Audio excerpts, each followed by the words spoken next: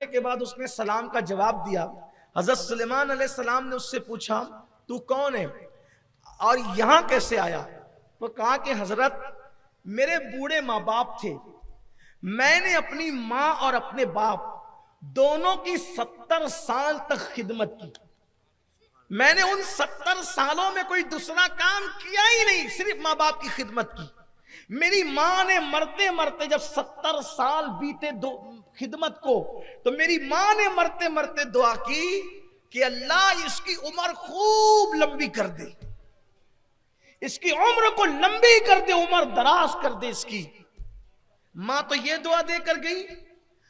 फिर बाप की खिदमत की तो बाप ने दुआ की, अल्लाह मेरे बेटे को इबादत का बड़ा शौक है, तो इसको ऐसी जगह इबादत का मकाम दे जहां शैतान का गुजर ना हो, शैतान इसको तकलीफ ना पहुंचाए, ऐसे मकाम पे इसको पहुंचा दे। माँ का इंतकाल हो गया, बाप का भी इंतकाल हो गया। एक दिन मैं सैर के लिए आया, इसी समुंदर में सैर के लिए आया, तो मुझे यही कुब्बा नजर आया। जब मुझे ये कुब्बा नजर आया तो इसके दरवाजे मुझे खुले हुए नजर आए। जब दरवाजे खुले हुए नजर आए तो मैं इस कुब्बे में दाखिल हो गया, और जब कुब्बे में दाखिल हुआ तो फिर मैं यहां आ गया जो आप कह रहे हैं। मैं समुंदर की ये कुब्बा फिर समुंदर की तय में चला गया। आपने फरमाया खाते कहां से हो? कहा हुजूर सुलेमान अलैहिस्सलाम से। क्या हुजूर? एक परिंदा रोजाना आता है और वो इंसान के सर की तरह जर्द रंग की, इंसान का सर जितना बड़ा उतना बड़ा जर्द रंग की कोई चीज लाता है, और मैं उसको जब खाता हूं तो दुनिया में जितनी नेमतें हैं सबकी लज्जतों की आका असर मुझे उसमें महसूस होता है, और मुझे कोई पाखाने की पेशाब की हाजत नहीं होती, न मुझे नींद आती है, न सुस्ती आती है, कुछ भी मुझे नहीं होता। 24 घंटे में एक बार वो परिंदा आता है, समुंदर की तह में मुझे पहुंचा जाता है, और मैं इबादत कर रहा हूं आराम से। न मुझे पानी का कोई असर है, न मुझे कोई तकलीफ है, मैं अपनी धुन में लगा हुआ हूं। हजरत सुलेमान अलैहिस्सलाम ने पूछा किस दौर के हो तुम, यहां कब से हो? कहा हुजूर कब से हो मुझे ये तो याद नहीं, लेकिन मैंने इब्राहिम अलैहिस्सलाम का जमाना पाया है, मैं इब्राहिम अलैहिस्सलाम के दौर से हूं। हजरत सुलेमान अलैहिस्सलाम ने अंदाजा करके बताया, इसका मतलब 2000 साल से तुम इसके अंदर, 2000 साल से इस शान से अंदर है, और समुंदर की तय में है, समुंदर की तय में है, पानी का कोई नुकसान नहीं, दुनिया से बेगानगी है, इबादत में मसरूफ है, शैतान की कोई बहकावा कोई नहीं, कुछ नहीं, कोई मामला नहीं। 2000 साल से इस आराम की जिंदगी किसने दी? माँ की दुआ से उम्र लंबी हो गई, बाप की दुआ ने शैतान से बचा के इस मकाम पर पहुंचाया। हजरत सुलेमान अलैहिस्सलाम ने कहा हम ये चाहते हैं कि आप हमारे साथ रहो, और आपको इख्तियार देते हैं, वो अगर अपनी जगह वापस जाना चाहते हो तो चले जाओ, या तो हमारे साथ रहो या तो अपनी वापस जगह पे वापस चले जाओ। कहा हुजूर अपनी जगह पे बहुत आराम पाता हूं, मुझे वापस भेज दीजिए। तो हजरत सुलेमान अलैहिस्सलाम ने आसिफ बिन बरखिया से फरमाया इसको वहीं पर पहुंचा दो। आप गए और जाकर के समुंदर की तह में वो कुब्बा रख दिया। आप अंदाजा फरमाएं ये दुआओं का असर है। और जो आखिरी बात करनी है, बद्दुआ क्या है? बड़े बड़ों को ऊपर से नीचे लाने वाली बद्दुआ है। बद्दुआ बड़ी खतर, जुल्म मत करो, बद्दुआ मत लो किसी की।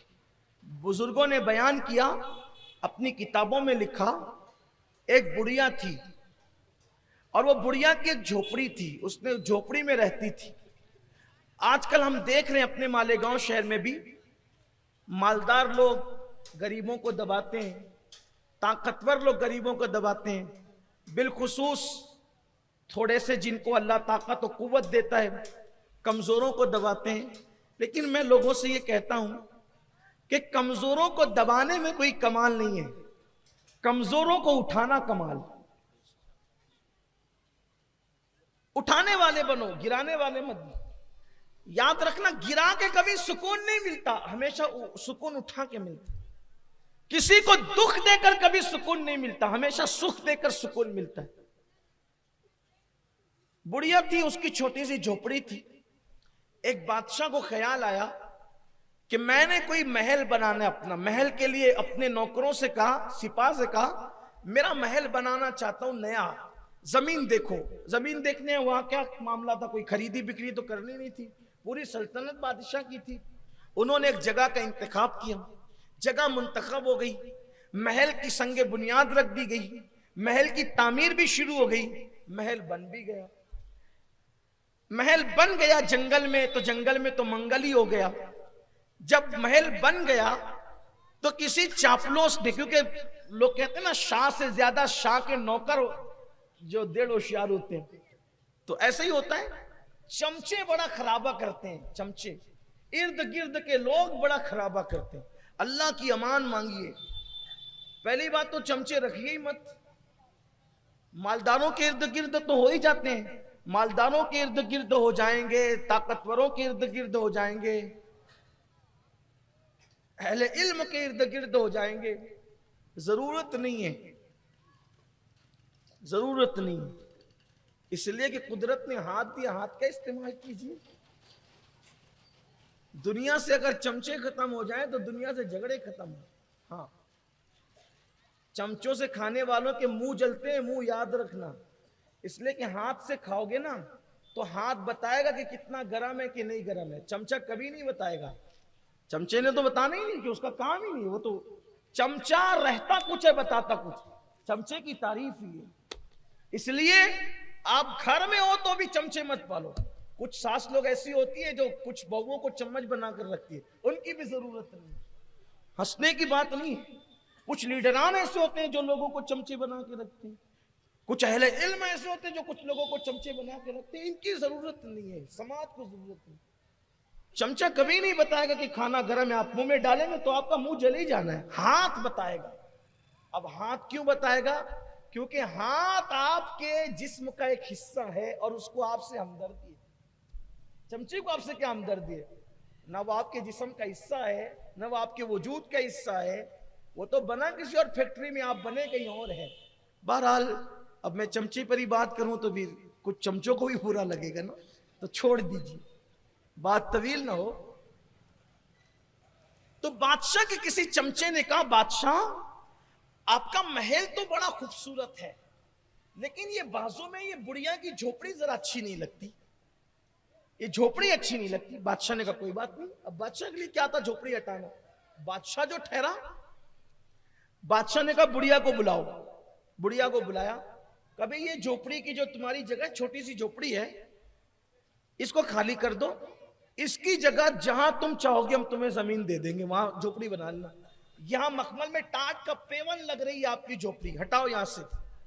बुढ़िया ने कहा बादशाह मेरी जिंदगी के जवानी से लेकर अब तक का वक्त मैंने गुजार दिया इस झोपड़ी में, मेरा दिल लगा है, मैं बूढ़ी हो गई हूं, बहुत दिन में जी नहीं सकती, मैं बहुत दिन नहीं रहूंगी, थोड़े दिन बर्दाश्त कर लो। अब मैंने खरीदा ही जगह, मैंने किसी जगह पे कब्जा नहीं किया है, मेरा हक है इस जमीन पे, इसलिए थोड़ा बर्दाश्त कर लीजिए, मैं मर जाऊंगी फिर सब आप ही का होगा, मैं ये जगह छोड़ के नहीं जाऊंगा। बादशाह ने कहा कोई बात नहीं, चलो जाओ ठीक है। अब वो तो चली गई। उसके चमचों ने फिर वर्गलाया कि ये अच्छी नहीं लगती, ये काम करो, भैया बुढ़िया कर क्या लेगी? याद रखना, हर जुल्म करने वाला ये सोचता है कि ये कर क्या लेगा। वो कुछ नहीं करेगा, वो कमजोर है, वो कुछ नहीं करेगा, लेकिन उसका जो रब है वो बहुत ताकत वाला है। ये मत भूलना कभी। जुल्म करने वालों को ये कभी मत नहीं भूलना चाहिए कि इंसान कमजोर है, मगर उसका रब, उसका खुदा बहुत ताकत वाला है, वो बहुत कुव्वत वाला है, वो बहुत गैरत वाला है। बुढ़िया के मुतालिक चमचों ने कहा वो कर क्या लेगी? बादशाह बहकाए में कहा तोड़ो उसकी झोपड़ी। उसकी झोपड़ी तोड़ दी। बुढ़िया भीख मांगने गई थी, जब वापस आई तो देखा कि झोपड़ी नहीं है। सोचा कि मैं कहीं गलत, बूढ़ी थी, गलत जगह तो नहीं आ गई, लेकिन फिर कहा कि अरे इसी के महल के साए में तो मेरी झोपड़ी थी। तोड़ दी इन लोगों ने। खुदा का करना, झोपड़ी का टूटना था कि बरसात शुरू हो गई। बरसात हुई, ऐसी ठिठरी वो बुढ़िया, और रात पूरी उसने सर्दी, कड़ाके की सर्दी में गुजारी। और उस सर्दी के बाद उसको आया गुस्सा, और गुस्सा आया, वो कर क्या सकती थी?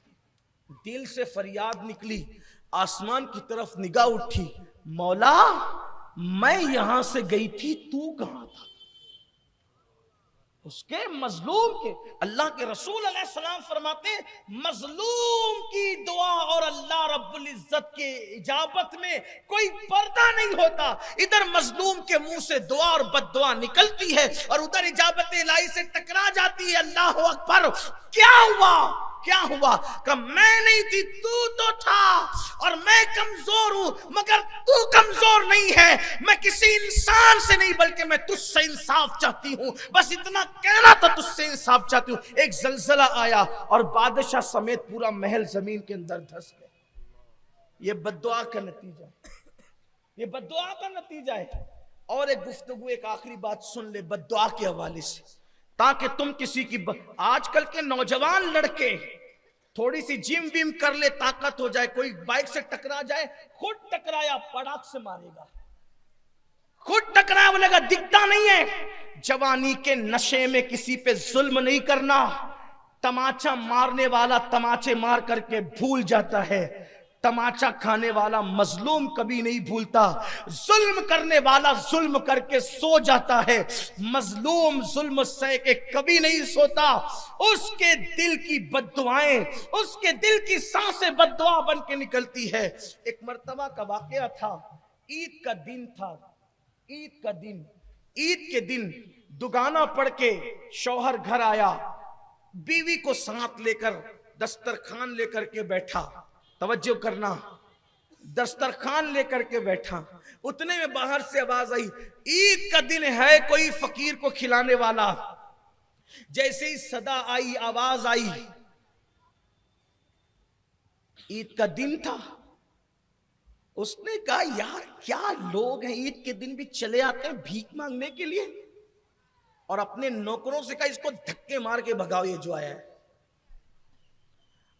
कुरान कहता है अगर कोई आपके पास भीख मांगने आए, उसको भीख नहीं दे सकते हो ना, अच्छी बात कह के उसको टाल दो। कोई भीख मांगने है ना, आप उसको ये कहो भाई बाबा माफ करो, जाओ, नहीं दे सकते, अच्छी गुफ्तगू। बल्कि अच्छी गुफ्तगू कह के टाल देना ये सदका देने से भी बेहतर है।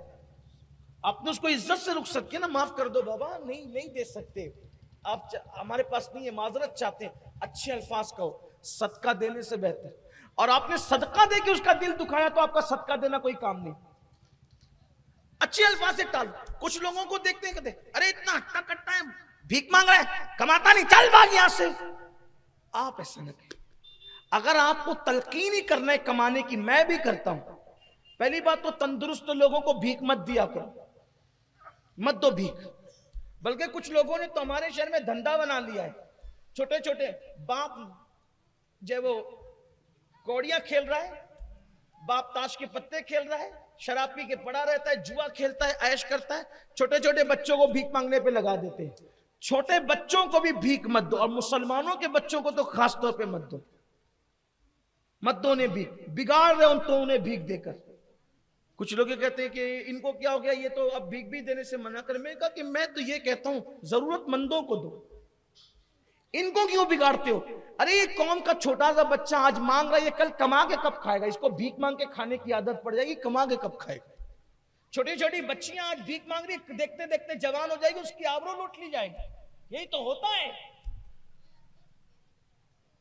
ये सिस्टम खत्म करो शहर से। और वो रिकामे जो वो ऐश करते हैं बच्चों के भीख पर, उनको कैफरे किरदार तक पहुंचाओ। लेकिन आपका उस्लूब अच्छा हो, तरीका अच्छा हो। कोई हट्टा कट्टा भीख मांगा, भाई ये काम नहीं, तू काम से लग, तू काम कर। बल्कि आप अगर कर सकते हो तो ये भी करेगी, तू क्या हुनर जानता है मुझे बता, मैं तुझे करके देता हूं। उसको काम दाम करके दो, कुछ दिला के दो, ठेला लगा के दो, जो भी आप कर सकते हो करके दो। गुफ्तगू अच्छी करो, दिल मत तोड़ो उसका, मांगने वाले का भी दिल मत तोड़ो, अच्छे से बोलो, अच्छे से रुखसत करो। पहली बात तो आपसे ये कहता हूं, जो गांठ बांधने के लिए कहे ना, जबान इतनी मीठी कर लो कि बात कोई सुने तो कहे यार ऐसा लगता है जैसे किसी ने जबान में शहद घोल दिया है, शहद घोल दिया जबान के अंदर किसी। ये चीज होती है, ये कैफियत होती है, ये मामलात होती है। ऐसे मोमिन की जबान बड़ी, हदीस पाक में आता है ना कि अच्छी गुफ्तगू करो। अच्छी गुफ्तगू सदके के मुतरादिफ है। बल्कि कुरान भी कहता है वक़ूलू कौलन सदीदा, लोगों से अच्छी गुफ्तगू करो, मीठी गुफ्तगू करो, दिल तोड़ने वाली गुफ्तगू मत करो, दिल जोड़ने वाली गुफ्तगू करो। तो उसने कहा इसको धक्के दे के निकालो बाहर, धक्के दे के निकालो। अब उसको धक्का जी, अब नौकरों को तो हुक्म था, नौकर ने जो धक्का दिया वो गिर पड़ा।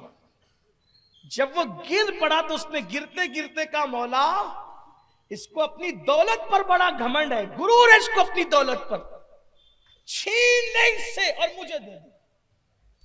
क्या कहा? छीन ले इससे और मुझे दे। बद्दुआ दी उसने, मजलूम था वो तो चला गया, खुदा जाने फिर कहां गया। दिन गुजरते गए, इसका धंधा ठप होता गया, रिवर्स गियर लगा इसको। आप अपनी जबान में कहते हो ना रिवर्स गियर, रिवर्स गियर। अगर आपको भी कभी कारोबार के मामले में, इज्जत के मामले में, तरक्की के मामले में कभी रिवर्स गियर लगे, यानी उल्टी गिनती आपकी शुरू हो, तो कभी बैठ के सोचना कि किसी का दिल तो नहीं दुखाया। मैं लिख कर देता हूं गारंटी के साथ, जब तक आप किसी अहले दिल का दिल नहीं दुखाओगे तब तक आपकी उल्टी गिनती शुरू नहीं होगी। इज्जत के मामले में, वकार के मामले में, शान के मामले में, दौलत के मामले में आपने कहीं ना कहीं चूकी की है, गलती की है। अल्लाह के गुनाह करोगे, अल्लाह बड़ा करीम है, उसको कोई फर्क नहीं पड़ता, वो समद है, वो माफ करता है, नजरअंदाज करता है। लेकिन बंदों का दिल दुखाते हो तो फौरन पकड़ होती है, गिरफ्त होती है। इसलिए दिल दुखाने से परहेज करो। मुझसे एक मर्तबा इंटरव्यू में किसी ने पूछा था, एक जुमले में बताएं कि वली किसे कहते हैं। मुझसे किसी ने पूछा था, एक जुमले में बताएं कि वली किसे कहते हैं। मैंने एक जुमले में जवाब दिया था, जो अपने दिल को साफ करता है, जो अपना दिल संवार ले और दूसरों का दिल संभाल ले, वो वली बन जाता है। जो खुद का दिल संवार ले और दूसरों का दिल संभाल ले, वो वली बन जाता है। बस दिलों का मामला है विलायत का। विलायत का ताल्लुक दिलों का है। जब तुम अपना दिल संवार कर दूसरों का दिल संभाल लेते हो तो फिर तुम्हारे दिल का कनेक्शन खुदा से जुड़ जाता है, और खुदा से जुड़ने ही को विलायत कहते हैं। वरना तहज्जुद भी वली नहीं बनाती, मुसल्ले पर खड़े रहना भी वली नहीं बनाता, तस्बीहां जपना भी वली नहीं बनाती, हकों की सदाएं भी वली नहीं बनाती, इल्लल्लाह के नगमे भी वली नहीं बनाते। उस वक्त तक जब तक के दिल ना संवर जाए और लोगों का दिल ना संभालो। हजरत आरिफ रूमी मौलाना रूम कहते हैं कि अल्लाह के तरफ का रास्ता, अल्लाह की राह का, अल्लाह के घर की तरफ, वो तो घर और जमान मकान से पाक है, लेकिन उसकी तरफ, खुदा की तरफ जो रास्ता जाता है वो बंदों के दिल से होकर के जाता है। जो बंदों का दिल नहीं संभाल सकता वो कभी अल्लाह तक नहीं पहुंच सकता। बंदों का दिल खुश करो, अल्लाह तक पहुंच जाओगे। तो अर्ज ये कर रहा था, उसकी उल्टी गिनती शुरू हुई, कारोबार ठप पड़ने लगा, ये हुआ वो हुआ, धीरे धीरे दुकानें बंद हुई, कारोबार बंद हुआ, नौकर चाकर गुलाम ये वो सब चले गए। आखिरी में खाने को मोहताज हुआ। जिसके घर से अपने मालेगांव के माहौरे में कह सकते हैं कि सोने का धुआं निकलता था, अब उसके घर में खाने को परेशानी है। उसकी बीवी ने कहा, मैं आपके साथ इस मुसीबत और मुश्किल में नहीं रह सकती, आप तो मुझे खिला भी नहीं सकते, मकान भी आपका बिक गया, मकान भी आपका बिक गया, मैं कहाँ रहूंगी, मेरी इज्जत पे हर्फ आएगा, आप मुझे तलाक दे दे। उसने तलाक दे दी, वो अपने मैके चली गई। ये चंद ही महीनों में पूरा खेल हो गया, एक बद्दुआ की वजह। कभी कभी बद्दुआ का असर बरसों बाद होता है, लेकिन होता जरूर। बद्दुआ कभी नहीं छोड़ेगी, जैसे बद्दुआ पीछे लगी रहती है आदमी की। एक शख्स बीमार पड़ा, बहुत तावीज किया, बहुत दाबाबा किया, बहुत डॉक्टर वगैरह किया। वो उसने मुझसे, मेरे कुछ अहबाब हमारे हाफिज मकसूद साहब से कहलवाया कि जरा सैयद साहब को कहो कि इस्तिखारा कर दें। तो मैंने उन्हीं के सामने इस्तिखारा किया। तो मैंने पूछा तो पता चला न इसको कोई बीमारी है, न सहर है, न जादू है, न नजर बद है। इसने किसी गरीब को मारा था, उसी की बद्दुआ से इसको बीमारी लगी। देखिए, मैंने उनको बताया भी, उन्होंने देखा भी, हाफिज साहब ने अपनी आंख से देखा। ये हालात, मैं आपको डराने के लिए नहीं कह रहा हूं, ये हकायक है। चंद महीनों के अंदर उसका मकान बिका, नौकर चाकर गुलाम ये वो सब तबाह बर्बाद, बीवी भी खूबसूरत गई। अब ये बंदा मांगने लगा भीख। तवज्जो, ये जो सेठ साहब थे वो भीख मांगने लग गए अब। और जब भीख मांगने लगे, क्या हुआ पता है? फिर ईद आई। वो ईद आई, उसी दरवाजे पर एक फकीर आया और कहता है, आज ईद का दिन है, कोई कुछ खिला सकता है? उसी मकान में, जो मकान कल तक किसी और का था, आज किसी और का है। उसी मकान में दोनों मियां बीवी बैठकर दस्तरखान सजा रहे थे खाना खाने के लिए ईद के दिन। जैसे आवाज आई, है कोई फकीर को खिलाने वाला? उस मकान के मालिक ने कहा बीबी उठो और पहले उसको खिलाओ, बाद में हम खाएंगे। उठो, अपने हाथ से उसको खाना दो, वो फकीर को, फिर हम, आज ईद का दिन है। जैसे ही खाना लेकर के दरवाजे पे गई, चीख मारी, खाना हाथ से गिरा, बेहोश होकर जमीन पे गिर पड़ी। पता नहीं उस भिखारी के चेहरे में क्या था कि ये मालिक मकान की बीवी बेहोश होकर गिर पड़ी। पानी के छींटे दिए, होश में आई। शौहर ने पूछा, बीबी मेरी जान, मेरे घर की आबरू, मेरे घर की मलका, क्या हुआ, क्यों परेशान हो गई, क्यों बेहोश हो गई, तकलीफ क्या है तुम्हें? उस फकीर के चेहरे में क्या देखा? वो जो फकीर था ना भीख मांगने के लिए, ये मकान उसी का था पिछले साल ईद के दिन, और उस वक्त में उसके निकाह में थी, वो मेरा शौहर था। पिछले साल ईद की बात है, मकान ये उसी का था, वो मेरा शौहर था, बहुत मालदार था, बहुत अल्लाह ने दौलत से नवाजा था। पिछले साल ईद पर इसी वक्त हम खाना खाने बैठे थे, एक फकीर आया था भीख मांगने के लिए, और वो भीख मांगा तो इसने कहा धक्के दे के निकाल दो। जैसे ही नौकरों ने धक्का दिया वो गिर गया।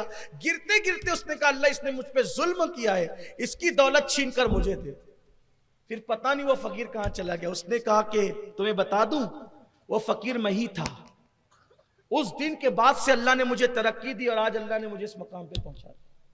तो देखो बद्दुआ यहां तक पहुंचाती। इसलिए अगर तरक्की और खुशियां चाहते हो, दुआ लो, घमंड छोड़ दो, तकब्बुर छोड़ दो।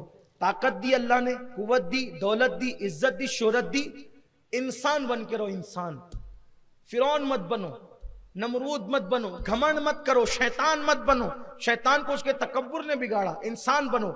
अल्लाह के रसूल अलैहिस्सलाम से सहाबा ने कहा, या रसूल अल्लाह, लोग मुलाकात के लिए आते हैं, हम आपके लिए कोई ऊंचा ओटा बना देते हैं, आप उस ओटे पे बैठा करें ताकि आने वाला आती आपको पहचान ले कि आप अल्लाह के रसूल हैं। हुजूर अलैहिस्सलाम ने फरमाया, मैं इंसान हूं, बंदा हूं, बंदा बन करके रहना पसंद करता हूं, मुझे लोगों में मुमताज बन के रहना पसंद नहीं है। ये सीना तान के चलना, ये अकड़ के चलना, ये किसी को मार देना, किसी को पीट देना, किसी से घमंड करना, ये सब चीजें छोड़ो, इससे तौबा करो।